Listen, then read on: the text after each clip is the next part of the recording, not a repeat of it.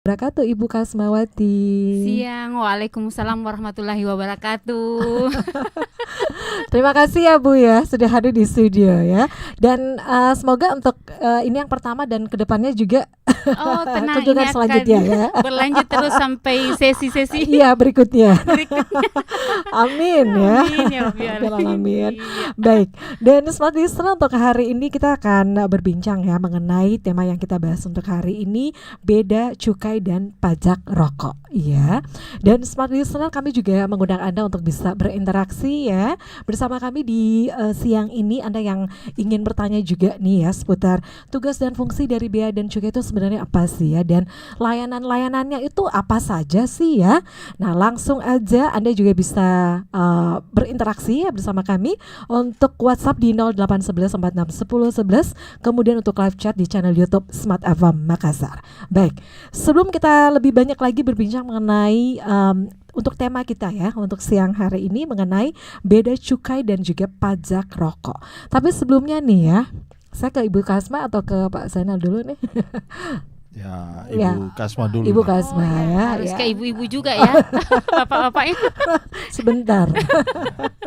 Baik, Oke. Ibu, ini ya kalau sebenarnya bisa memberikan gambaran secara umum dulu Bu untuk tugas dan fungsi dari bea dan cukai itu apa sebenarnya Ibu? Oke, terima kasih Bu atas pertanyaannya. Banget ya. Jadi Ya. sebelumnya kita berlanjut harus perkenalan dulu. Ya. Ya, terima kasih. Sebelumnya karena kami dari Direktorat Jenderal Bea dan Cukai, jadi perkenalan dulu.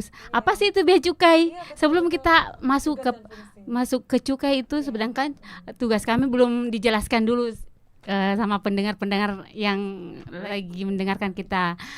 Seperti yang biasa didengar, mungkin saya menyampaikan simpel aja, bea dan cukai. Berarti bea cukai itu ada dua kata, bea dan cukai. Dan Direktorat bea dan cukai ini dibawa Kementerian Keuangan. Salah satu eselon 1 dibawa Kementerian Keuangan, lainnya seperti Direktorat Jenderal Pajak posisinya sama. Seperti itu. Terus untuk bea itu sendiri itu dalam bahasa kepabeanan itu diatur dalam Undang-Undang 17 tahun 2020 tahun 2009 itu 2006 deh, jadi tegang ini kita. Pelan-pelan aja Bu ya. Masih lama Bu durasinya Bu. Santai aja ya. Itu tugasnya untuk melakukan pengawasan lalu lintas terhadap barang-barang yang masuk di daerah pabean atau dalam masuk itu bahasanya impor. Kalau keluar berarti ekspor. Seperti itu. Kemudian untuk cukai itu sendiri berarti pungutan yang dikenakan atas barang-barang tertentu yang punya sifat dan karakteristik yang diatur undang-undang, seperti bahwa karena konsumsinya perlu dikendalikan. Terus kemudian peredarannya perlu diawasi. Kemudian berdampak negatif terhadap masyarakat dan lingkungan. Kemudian dengan adanya hal tersebut, negara hadir untuk memberikan keadilan dan keseimbangan, seperti itu. Dalam hal ini cukai itulah yang akan dibahas kali ini. Jadi itu ya. Iya, seperti itu. Ada dua ya, ada bea dan juga cukai. Iya, betul sekali. Itu penjelasan dari Ibu Kasma. Iya. Kalau dari Bapak mungkin ingin menambahkan juga Pak, silakan. Ya, jadi seperti Ibu Kasma tadi, jadi kalau dengan kata bea dan cukai itu ada dua kan. Jadi ada kepabeanan dan ada cukai. Tadi sudah dijelaskan kalau kepabeanan itu keluar masuk Indonesia kan, impor ekspor, itu kepabeanan. Sedangkan cukai sendiri kita sudah tahu bahwa cukai itu pungutan negara yang dikenakan terhadap barang-barang yang mempunyai sifat dan karakteristik tertentu. Ya, misal rokok itu kan cukai rokok. Nah, ini menjadi tugasnya bea cukai dalam hal ini mengawasi peredarannya kalau di bidang cukai, seperti itu. Jadi perlu disampaikan tugas bea dan cukai yaitu di kepabeanan dan cukai itu sendiri. Jadi itu ya, ada dua kata, pabean dan juga cukai. Nah, sebenarnya untuk tugas dan fungsinya itu apa saja, Ibu? Oh ya, salah satu tugas fungsi yang pasti melakukan pemungutan terhadap barang yang keluar masuk Indonesia seperti yang tadi. Kalau dalam impor itu dikenal dengan PDRI, pajak dalam rangka impor, dan untuk ekspor sendiri itu disebut dengan bea keluar. Tapi yang dikenakan bea keluar itu hanya barang-barang tertentu. Seperti itu. Terus untuk ada namanya community protector, berarti melindungi masyarakat terhadap masuknya barang-barang berbahaya. Oh gitu ya. Seperti Jadi itu. maksud dari pemerintah ini adanya bea dan cukai ini salah satunya itu ya. Iya, betul sekali. Oke, baik. Tadi sempat informasikan juga nih Ibu Kasma ya dan juga Pak Zainal bahwa tadi ya sebelum kita perkenalan tadi untuk kantor pengawasan dan pelayanan bea dan cukai tipe Madya Pabean B Makassar ini itu maksudnya apa tuh? Ada berapa divisi di dengan adanya Pabean B Makassar ini untuk bea dan cukai ini, Ibu? Ya, jadi ini adalah istilahnya struktur organisasi ya. Jadi kantor Bea Cukai Makassar ini kalau saya singkat ya, Bea Cukai Makassar. Dia adalah kantor pengawasan dan pelayanan tipe Madya Pabean B Makassar yang berada di bawah kantor wilayah Direktorat Jenderal Bea dan Cukai Sulawesi bagian selatan. Di bawah lagi Direktorat Jenderal Bea dan Cukai dan di bawah Kementerian Keuangan. Jadi seperti itu. Jadi kita adalah unit vertikal yang berada di bawah Kementerian Keuangan. Oke. Jadi itu ya di bawah Kementerian Keuangan. Baik, kita masuk saja ini langsung untuk pembahasan tema kita ya, bea, cukai dan pajak rokok ya. Dan mungkin dari Ibu Kasma nih, ini bisa memberikan penjelasan ya, apa perbedaan bea dan cukai ini, Ibu Kasma? Silakan. Oh, yang saya jelaskan terkait tema kita pada hari ini, apa perbedaan pajak rokok dan cukai? Pada dasarnya cukai dan pajak rokok itu sama-sama pungutan negara. Dan kalau terkait sebenarnya sumbernya, objeknya pun sama, bahwa yang dikenakan pajak itu objeknya dari cukai juga, yang seperti tadi yang disebutkan bahwa hasil tembakau seperti cerutu yang tadi jelaskan dari awal, tembakau iris, terus HPTL yang lagi hit sekarang yang biasa disebut dengan rokok elektrik itulah objeknya. Yang seperti itu. Jadi pada dasarnya sama, cuma mungkin di sini ditekankan bahwa untuk cukai itu sendiri, bahwa untuk pajak rokok itu dia dasar pengenaannya dari cukai.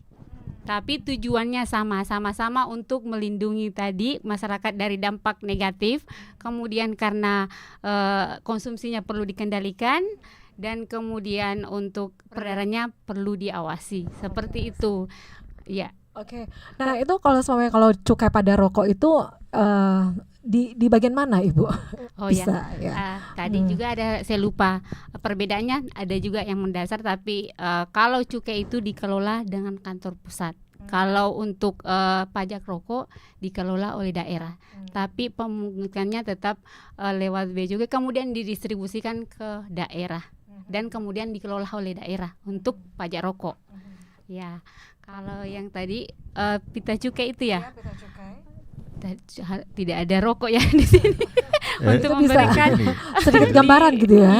Iya. Jadi kalau nanya beda antara cukai dengan rokok itu sebenarnya dari segi perbedaan yang mendasar, yaitu kalau cukai itu dihitung berdasarkan produksi barang itu sendiri.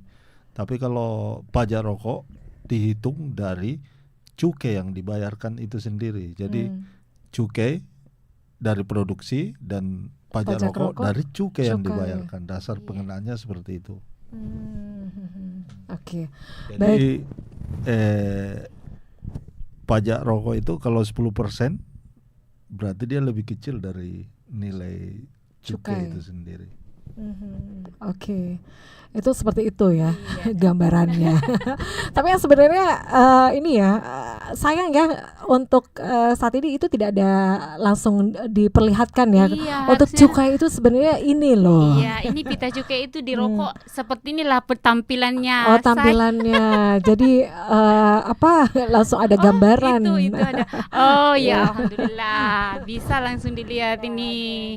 Seperti inilah yang mungkin para perokok ini bisa melihat sendiri. Inilah pita cukai.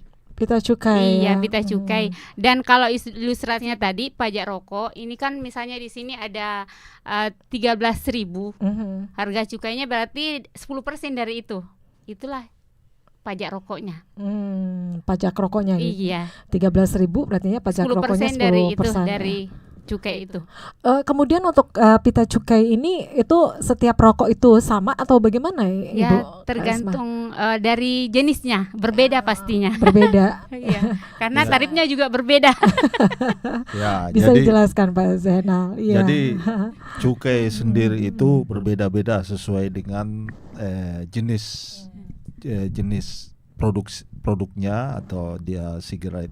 Dia termasuk sigaret SKM, sigaret kretek mesin. Jadi rokok yang dibuat dengan mesin atau rokok yang dibuat dengan tangan atau rokok lainnya kan, itu berbeda dan tarifnya berbeda. Itu yang menentukan.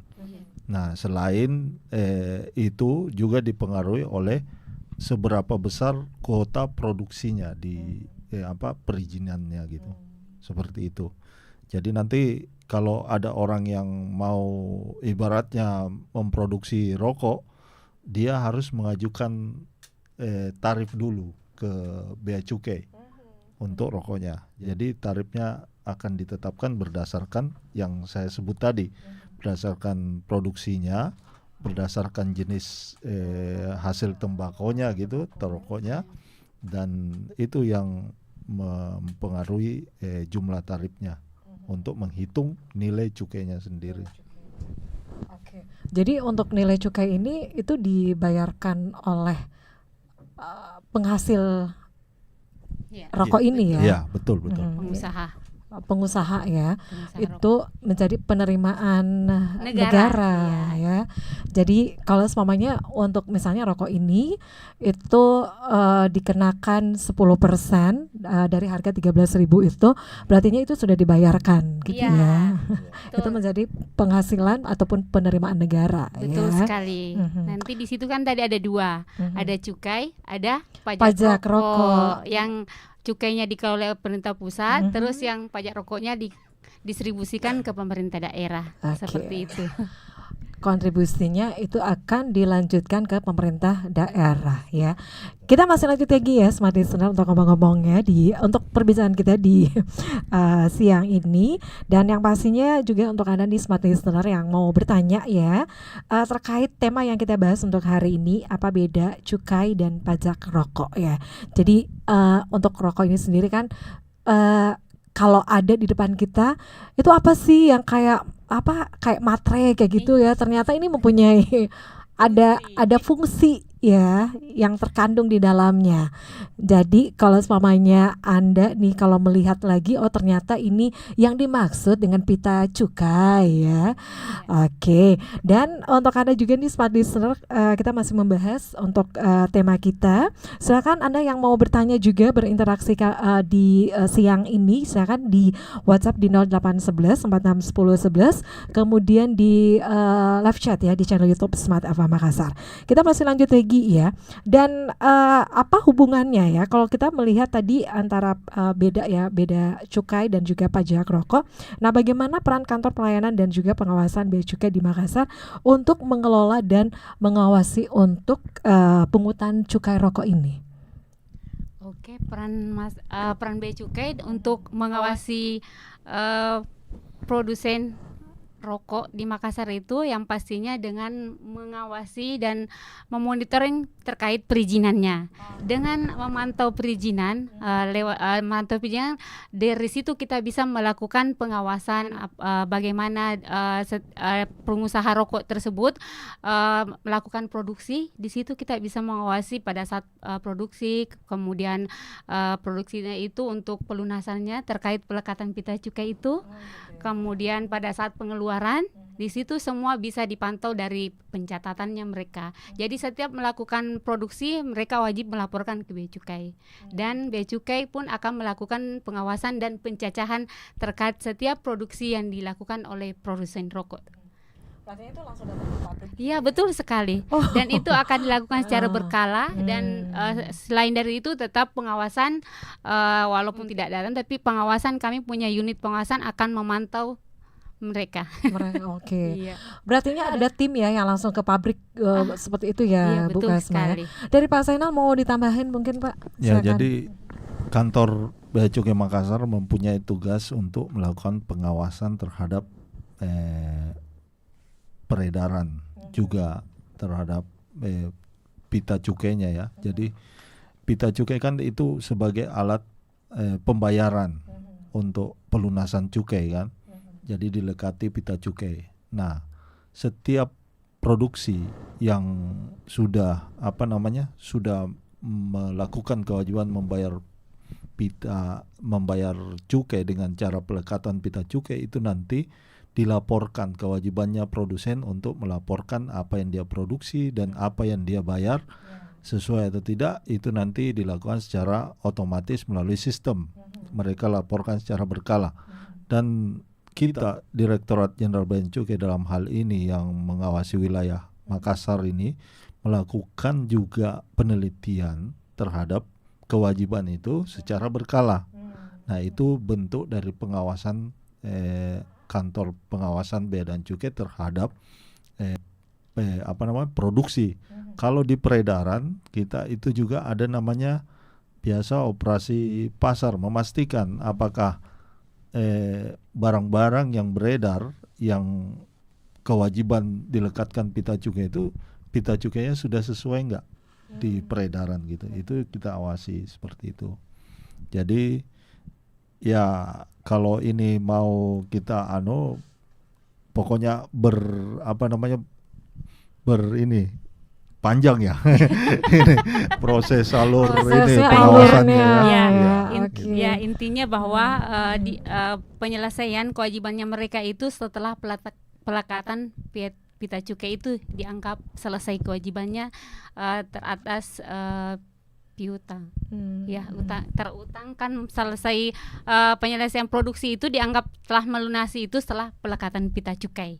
Oke, jadi itu harus diselesaikan dulu ya prosesnya. Baru nanti pelekatan pita cukai dilakukan. Iya. Oke, baik. Kita masih lanjut lagi ya Ibu Kasma dan juga Pak Zainal. Kita break dulu untuk sesaat ya. Dan Smart Listener, kita masih melanjutkan perbincangan kita di siang hari ini, tapi kita break untuk sesaat. Silakan untuk yang mau bertanya di WhatsApp di 0811461011, kemudian untuk live chat di channel YouTube Smart FM Makassar. Anda jangan kemana-mana, kami akan kembali sesaat lagi. Ya baik, terima kasih Smart Listener. Kita masih lanjut lagi di spesial program untuk hari ini. Kita masih membahas mengenai beda cukai dan juga pajak rokok ya. Masih bersama dengan Pak Zainal dan juga Ibu Kasma di sini dari pemeriksa Bea dan Cukai ahli pertama Kantor Pengawasan dan Pelayanan Bea dan Cukai Makassar ya. Sekali lagi untuk Anda yang mau nanya-nanya juga berinteraksi bersama kami di siang hari ini 0811461011, kemudian untuk live chat di channel YouTube Smart FM Makassar. Baik, kita lanjut lagi ya. Tadi sudah diinformasikan juga untuk perbedaan ya, untuk cukai kemudian untuk pajak rokok itu seperti apa ya. Kemudian apa sih yang membedakan sistem perhitungan dan penarikan cukai rokok dari pajak rokok di Indonesia khususnya di wilayah Makassar ini? Pak Zainal atau Ibu Kasma? Boleh saya dulu. Ya, Bu Kasma silakan. Sama Ji itu kodong. Sama Ji. Sama Tidak ada jam beda. Tidak ada yang beda. Tidak ada bilang di Makassar beda, di Jakarta sana, Papua sama, karena dasar peraturannya sama. Ditetapkan oleh pemerintah jadi wajib ikut semua aturan itu. Jadi Iya. tidak ada sama, karena tadi sudah dijelaskan bahwa dasarnya itu tadi, bahwa karena konsumsinya perlu dikendalikan, pengawasannya perlu diawasi kan, dan berdampak negatif bagi masyarakat. Jadi pasti pada saat kita mengkonsumsi pasti semua dampaknya sama. Jadi itulah dasarnya bahwa tidak ada perbedaan. Sama gitu Sama ya. Ji semua. Jadi di Makassar kah Iya, beda atau di iya. Jawa tidak Bila sama mau Kak Ji. pergi beli di Papua sana mungkin murah, sama Ji. Iya, iya. Iya, seperti itu. Mungkin Pak Senal Pak tambahan. Zainal mau nambahin Pak, silakan Pak. Jadi kalau ya seperti tadi dikatakan bahwa perhitungan untuk cukai itu seluruh Indonesia sama berdasarkan undang-undang, ya. Jadi cukai itu tadi kita sudah jelaskan dihitung berdasarkan jenis cukai, jenis jenis produksinya, apakah dia sigaret mesin atau tangan atau hasil tembakau lainnya kan. Terus di situ ada golongan itu ditentukan berdasarkan kuota produksinya, jumlah produksinya dia 1 miliar, nanti tarif golongannya golongan berapa, 2 atau 3 kan produksinya. Ya, kalau makin kecil produksinya berarti golongannya makin kecil, ya. Nah, setelah itu baru dilakukan penetapan tarif. Nah, kita kalau produsen kan mengajukan dulu mereknya, jenis BKC-nya kan, perizinannya kan, mulai dari perizinan sampai jenis BKC sampai mereknya gitu. Setelah dimerekin dia registrasi mereknya sehingga ditetapkan tarifnya. Setelah ditetapkan tarifnya, pada saat mereka mau melakukan pelunasan atas barang yang diproduksinya, maka ditentukan disitulah mereka memesan pita cukai dan mendapatkan pita cukai dari pusat. Itu juga pemesanannya dari pusat, ya. Jadi Pita cukai dipesan dulu, berdasarkan tarif, keputusan tarif yang diberikan, ya. seperti itu. Jadi istilahnya kalau ini setelah dilekati pita cukai, itulah yang menjadi alat kontrol dan alat pengawasan bagi kami di lapangan. Iya, yang ada di masyarakat saat ini mengenai cukai rokok ini, apa sih yang memang masyarakat harus ketahui, Ibu Kasma dan juga Pak Zainal? Kalau mereka memang bahwa rokok ini memang sudah legal kah atau bagaimanakah di masyarakat, apa yang memang harus diketahui, Ibu Kasma dan juga Pak Zainal, terkait cukai rokok ini? Kalau masyarakat harus tahu bahwa pengenaan cukai itu kan karena untuk melindungi masyarakat dari dampak negatif. Ini pengenaan cukai ya. Sedangkan pengenaan pajak rokok, ya, pajak rokok itu kan tadi sudah dijelaskan bahwa dihitung berdasarkan nilai cukai yang dibayarkan. Jadi per bungkus itu berapa nilai cukainya dikalikan 10%. Nah, ini untuk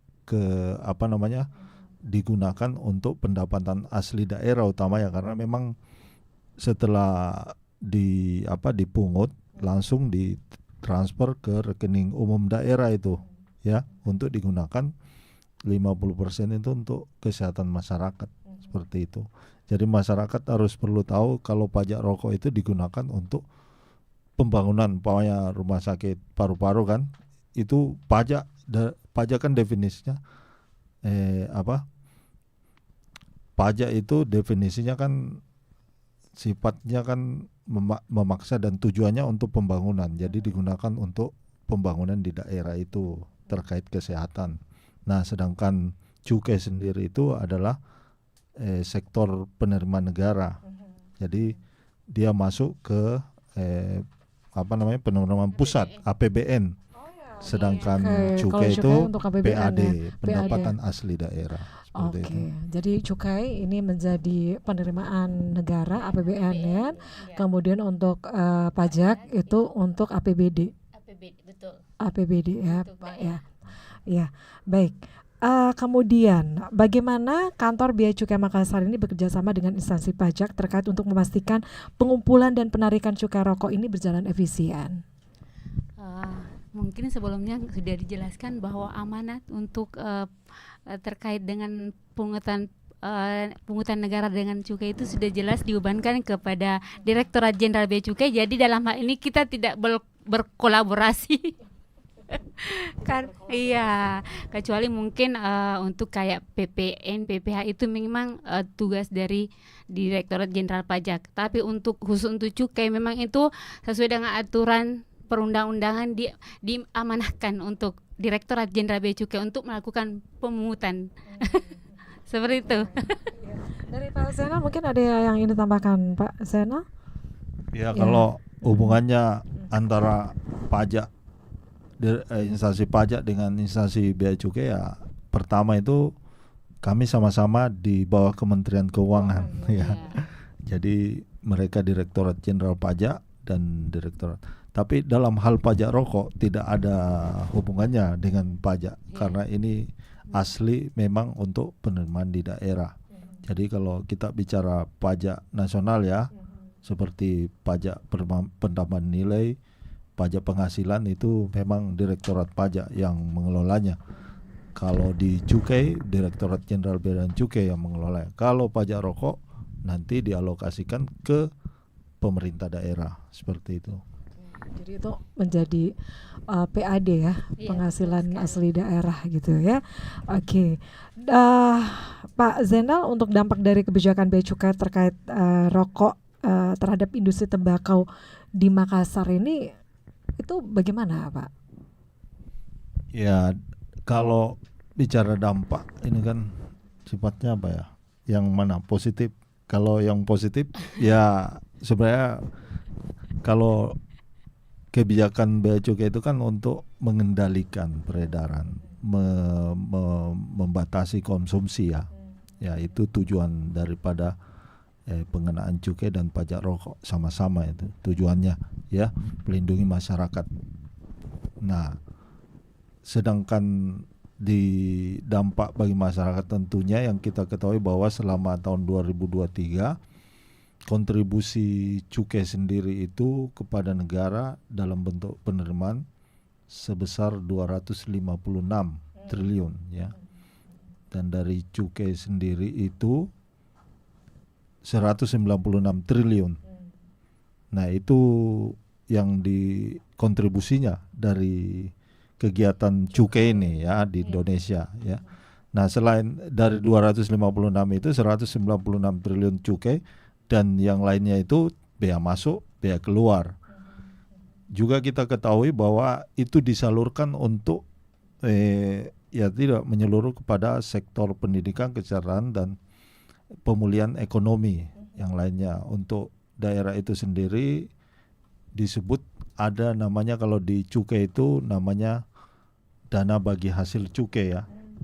Jadi cukai itu nanti kalau masuk ke penerimaan negara nanti dialokasikan lagi ke pemerintah daerah berdasarkan kriteria daerah itu sendiri kan terhadap penerimaan cukai. Nah, itu 50% kepada kesejahteraan masyarakat, 40% ke kesehatan dan 10% dalam bentuk penegakan hukum dan sosialisasi, termasuk sebenarnya ini harusnya masuk di 10% itu ya, kan? Harus ditagih berarti ya. Kalau daerahnya ini kan, tapi itu tapi dikelola daerah. Kalau pemerintah daerahnya mau seperti itu, jadi sudah ada ininya porsi-porsinya ya dari dana bagi hasil itu.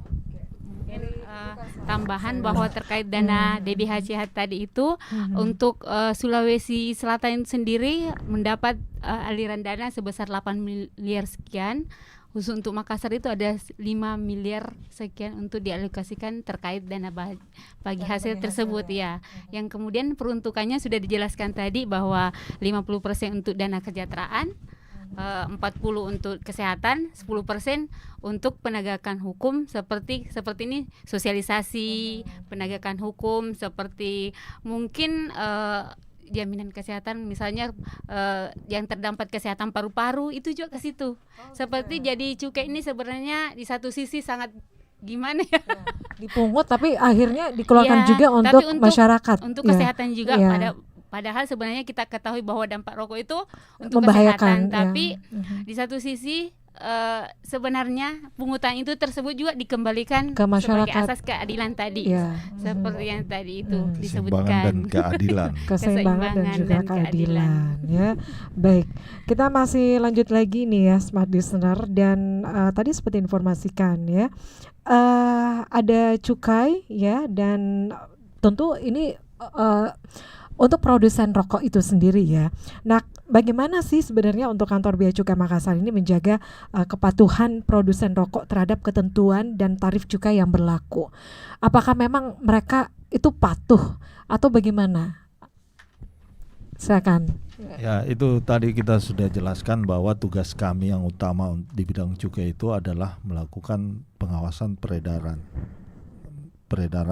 barang kena konsumsinya ya, yang dibatasi, dan peredarannya yang kita ini ya.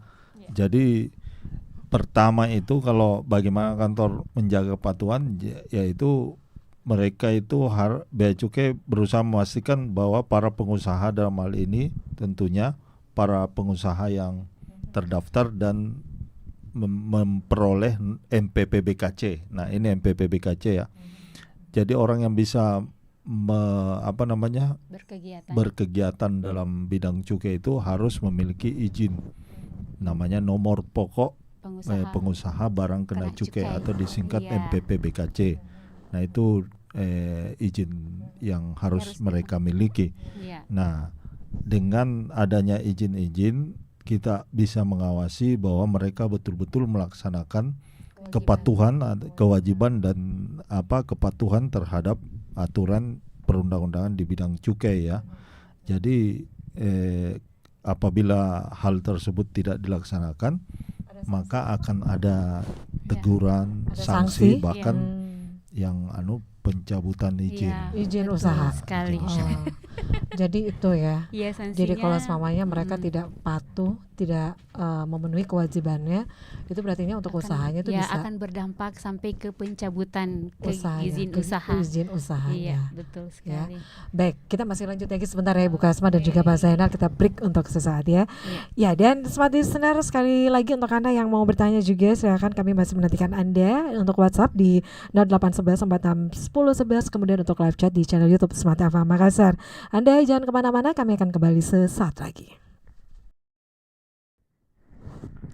Ya baik, terima kasih Smart Listener, Anda masih sama kami di spesial program untuk hari ini, dan lanjut lagi ya Smart Listener. Dan untuk ada beberapa live chat ya yang sudah masuk, kita langsung saja. Pertanyaannya, apa sanksi bagi para penjual rokok ilegal, dan apakah pembeli rokok ilegal juga bisa kena hukuman juga? Ibu Kasma, silakan. Yang pasti terkait dengan penjual yang melakukan kegiatan ilegal, pasti sanksinya ada, dia pelanggaran pidana.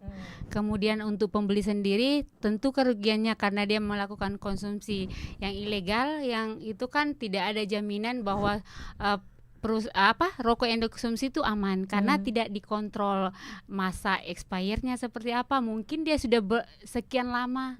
Kalau yang legal itu kan setiap berapa periode dia dilakukan penarikan. Oh gitu. Seperti itu, tentunya itu dampaknya seperti itu. Ya. Jadi tetap ada pengawasan. Iya, terus misalnya dia beli rokok terus ternyata tiba-tiba terjadi sesuatu, dia mau mengklaim kemana karena dari sumber yang tidak jelas. Kan tidak jelas siapa pemilik yang harus bertanggung jawab. Ya. Betul, seperti itu. Oh, ternyata kalau rokok itu ada batas kadaluarsanya juga. Ada.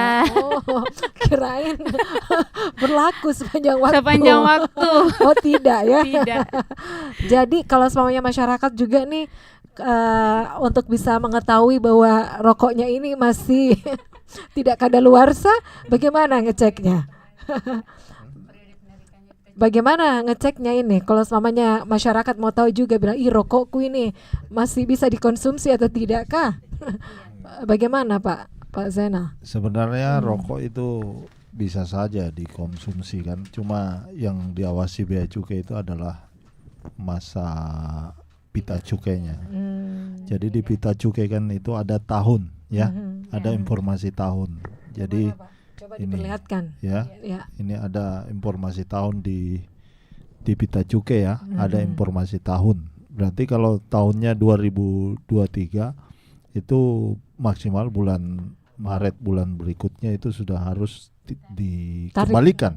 Kalau produsen itu wajib mengembalikan ya pita cukai itu dan menggantinya kalau dia masih mau jual rokoknya, ya kan. Tapi biasanya karena tiap tahun juga desain pita cukai itu dibedakan untuk Rokok-rokok. bisa diawasi kan itu pita cukainya. Makanya bicara terkait kadaluarsa ya tiap tahun tuh seperti itu. Oke, kita masih lanjut lagi. Ini ada pertanyaan kembali. Apakah terdapat perbedaan tarif cukai rokok antara wilayah Makassar dengan wilayah lain di Indonesia? Dan jika iya, apa faktor yang mempengaruhinya? Nah, ini dari akun Andi Kifli ya. Ya, Oke. kalau tadi kita sudah paparkan bahwa tarif cukai tarif pajak rokok itu sama di seluruh Indonesia. Jadi tidak ada perbedaan ya. Yang perlu yang menjadi dasar saja yang harus kita ketahui adalah kalau jenis rokok, jenis hasil tembakonya atau dalam hal ini rokoknya jenisnya terus dengan jumlah produksinya, itu aja yang membedakan. Itu yang membedakan ya. Baik, kemudian ada pertanyaan berikutnya nih, bagaimana pendapatan dari cukai rokok digunakan untuk kepentingan publik di wilayah Makassar katanya? Apa dimanfaatkan untuk apa ini?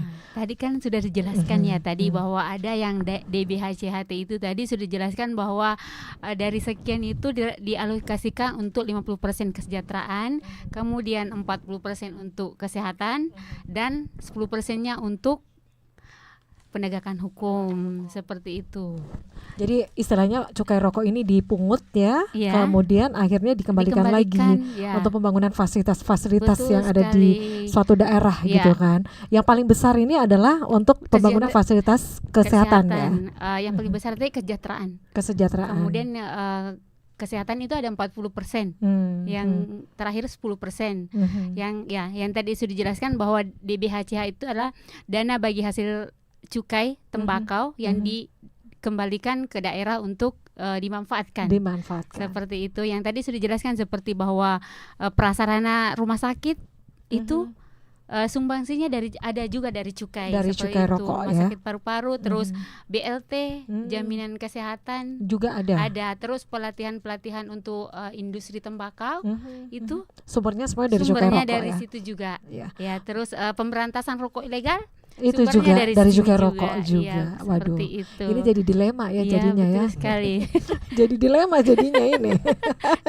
Jadi para pengkonsumsi rokok menikmati sebenarnya juga dari segi itunya, dari rokok yang dibeli juga kembali ke dia juga sebenarnya ya. Iya.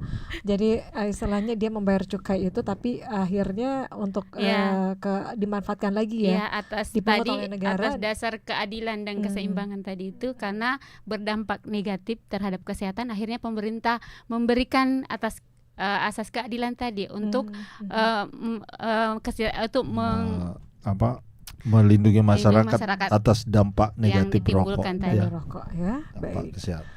Baik, ini ada pertanyaannya lagi ini dari akun Embasi. Bagaimana pendapatan dari cukai rokok? Oke, ini udah ya. Kemudian saya mau membawa atau membeli rokok dari luar negeri. Apakah ada batas maksimal? Kalau ada sampai berapa? Dan kalau mau melebihi batas maksimal itu ada cas sekitar berapa persen katanya? Kena berapa persen untuk ininya? Kalau mamanya untuk rokok dibawa dari luar negeri. Jadi kalau sebenarnya penumpang itu kan, kalau dia penumpang itu dia diperbolehkan ya, bukan sebenarnya dilarang sih. Cuma kalau untuk konsumsi sendiri dia diperbolehkan maksimal 200 batang per orang ya, per penumpang gitu.